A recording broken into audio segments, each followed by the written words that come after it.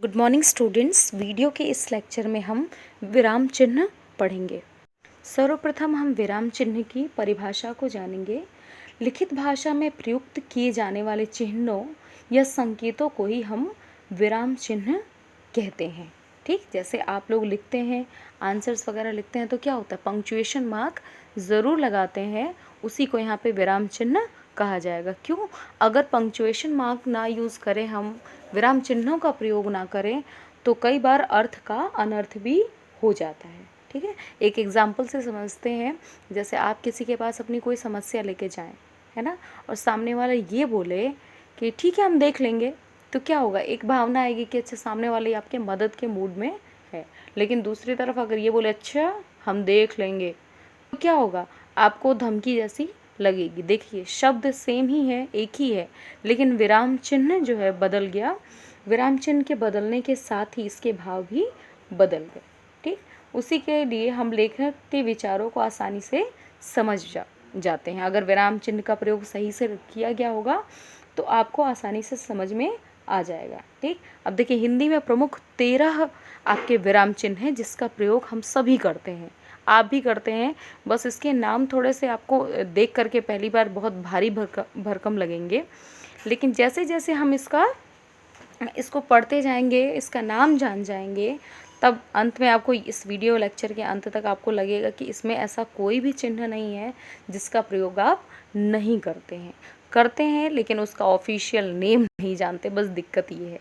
ठीक है, तो देखिए सबसे पहले है पूर्ण विराम। ठीक, पूर्ण विराम का अर्थ है पूरा ठहराव, पूरा रुकना, है ना। और ये कब होता है, कोई भी वाक्य जब हम पूरा लिख लेते हैं तो उसके बाद क्या करते हैं, पूर्ण विराम लगा देते हैं। देखिए साइन भी बनाया है मैंने और उसका उदाहरण भी साथ में लिखा है ताकि आपको आसानी से समझ में आ जाए। ठीक, उदाहरण है राम खाते हैं। ठीक, तो क्या है, पूरा का पूरा वाक्य बोला गया तो पूर्ण विराम यहाँ पे लगेगा। ठीक, दूसरा है अर्ध विराम। अब अर्ध विराम कहाँ लगता है, आधा ठहराव, मतलब कोई सेंटेंस बहुत बड़ा हो, है ना, तो क्या होता है उसको हम थोड़ा ठहर ठहर के बोलते हैं, है ना, वाक्य के बीच में उसको बाइफरकेट कर देते हैं दो वाक्यों में। जैसे इसका उदाहरण मैंने लिखा है, वे हाथ जोड़ता रहा और वे लोग पीटते रहे। ठीक, ये क्या है, अर्ध विराम है। ठीक, हमें घर पहुंचना है, ठीक, जल्दी करो, सारी तैयारी भी करनी है। इतना सब कुछ जब हमने बोला तो क्या हुआ, बीच बीच में हम रुके, उसी को हम अर्ध विराम कहते हैं। ये मुख्य रूप से वाक्य के बीच में आता है, कोई बड़ा वाक्य होता है उसके बीच में आता है, कई बार एक ही वाक्य में 2 बार भी ये आ सकते हैं। ठीक है, उम्मीद करती हूँ समझ में आ रहा होगा आपको। ठीक, तीसरा है आपका अल्प विराम। ठीक, इससे आप बखूबी परिचित हैं। ठीक, कॉमा, है ना, कॉमा कैसा लगता है, एक जैसी वस्तुओं के लिए, एक जैसे लोगों के लिए, या एक ही जाति की चीज़ें हम जब लिखते हैं तो उसमें क्या लगाते हैं, हम कॉमा लगाते लगाते आगे बढ़ते जाते हैं। ठीक है, जैसे उदाहरण देखिए आपके सामने है ना, बच्चे बूढ़े जवान सभी खेल रहे हैं, है ना, तो बच्चे बूढ़े और जवान के बीच में क्या लगा है, कॉमा का चिन्ह लगाया गया है। ठीक, और है प्रश्नवाचक चिन्ह। ये तो सबसे ज़्यादा आपको पता होगा, है ना, इसका प्रयोग तो आप लोग बहुत ज़्यादा करते हैं, प्रश्नवाचक चिन्ह, है ना। तो ये मुझे लग रहा है कि सबको आ ही रहा होगा, इस पे ज़्यादा टाइम हम लोग नहीं देते। उदाहरण देख लीजिए, तुम कहाँ जा रहे हो। ठीक, तुम कहाँ जा रहे हो, क्या है, प्रश्न पूछा जा रहा है, कुछ ना कुछ पूछा जा रहा है। ठीक है, तो यहाँ पे प्रश्नवाचक चिन्ह होगा। ठीक, फिर है विस्मयादि बोधक। ठीक, विस्मयादि बोधक यानी एक्सक्लामेटरी सेंटेंसेस में लगता है, एक्सक्लामेशन मार्क बोलते हैं इसको। ठीक, जैसे देखिए उदाहरण लिखा हमने, अरे वह चली गई। ठीक, तो क्या हुआ, एक अवाक रह जाने वाली स्थिति है ना, हाय मैं मर गया अगर कोई बोले, है ना, हे भगवान क्या हुआ, है ना, तो कहीं ना कहीं एक्सक्लेम करने की बात हो रही है। ये या तो बहुत खुश होते हैं तब भी इसका प्रयोग होता है, और बहुत अधिक दुखी होते हैं तब भी इसका प्रयोग किया जाता है। ठीक, नेक्स्ट है आपका योजक या विभाजक, यानी ये ऐसा चिन्ह है जो जोड़ता भी है और अलग भी करता है। ठीक, इस चिन्ह का प्रयोग तत्पुरुष तथा द्वंद्व समास के दोनों पदों के मध्य, देखिए समास हमने पढ़ा था तो आपको बताया था कि समास जो द्वंद्व समास होता है वो बराबरी का होता है, उसमें दोनों ही पद प्रधान होते हैं। ठीक, उनके मध्य यानी बीच में शब्दों के रूप में, तुलनात्मक शब्दों में, विभिन्न शब्द युग्मों में प्रयोग होता है। ठीक है, जैसे गीत संगीत है ना, तो ये क्या है, ये देखिए योजक है। गीत और संगीत जो है वो एक ही प्रजाति के हैं, है ना। माता पिता है ना, तो ये क्या है, ये विभाजक यहाँ पे कहेंगे क्योंकि माता का विपरीत क्या है, पिता। ठीक, कभी कभी ये क्या है, शब्द युग्म है, यानी कि दो शब्द एक साथ यूज होते हैं। ठीक, धीरे धीरे चलो, कभी कभी ऐसा होता है ना। मीरा सी भक्ति, इस तरह से जहाँ भी ये छोटा सा हाइफन लगा होता है उसको हम कहते हैं क्या, योजक या विभाजक चिन्ह।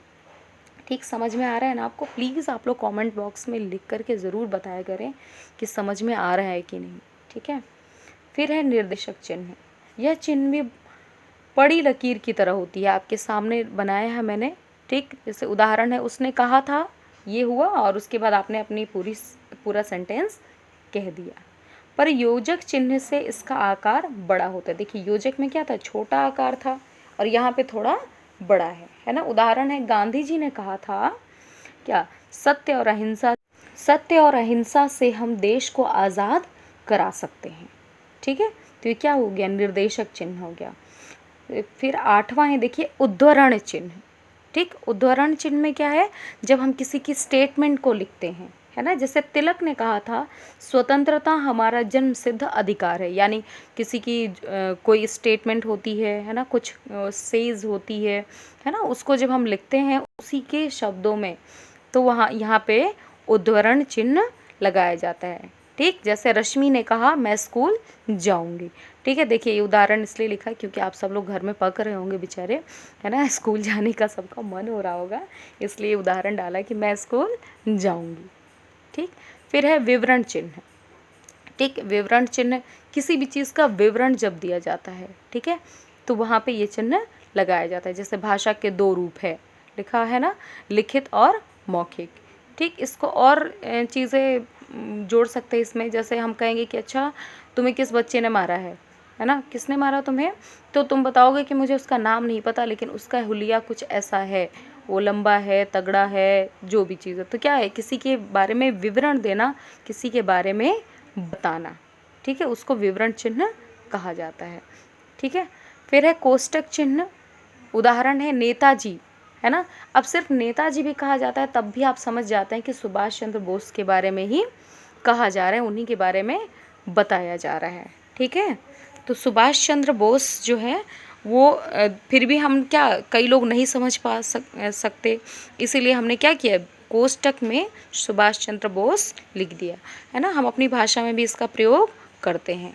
ठीक, फिर है हंसपद या त्रुटिपूरक। देखिए लिखते लिखते क्या होता है, कई बार आपका कोई सेंटेंस से कोई एक शब्द छूट जाता है ना। जैसे मुझे लिखना था, मुझे स्कूल जाना है, ठीक, लेकिन स्कूल भूल गई थी मैं, तो मैंने क्या किया, एक निशान बनाया और वहाँ पे ऊपर लिख दिया स्कूल। ठीक, तो आप इसको वैसे ही पढ़ेंगे। फिर है लाघव चिन्ह। लाघव मतलब छोटा कर देना। ठीक, इसका भी उदाहरण देखिए, प्रोफेसर, डॉक्टर, है ना। अब देखिए आप इसको प्रो का भी नहीं पढ़ते, ये इसको डॉ नहीं पढ़ते, बल्कि ये आपके दिमाग में छप चुका है कि ये प्रोफेसर है और ये डॉक्टर है ना। बड़ा सा डॉक्टर लिखने के बजाय हमने सिर्फ ये निशान बना दिया तो समझ में आ गया। ठीक, उप विराम चिन्ह, ये बेसिकली क्या होता है, ये यूज़ होता है किसमें, जब हम संवाद वगैरह लिखते हैं, डायलॉग्स वगैरह लिखते हैं, है ना। तो माँ, बेटा खाना खा लो, बेटा ने कहा कि हाँ जी माँ खा लेता हूँ मैं, है ना। तो उस ऐसे ऐसे सेंटेंसेस में उप विराम का प्रयोग किया जाता है। ठीक है, उम्मीद कर रही हूँ कि आपको समझ में आएगा।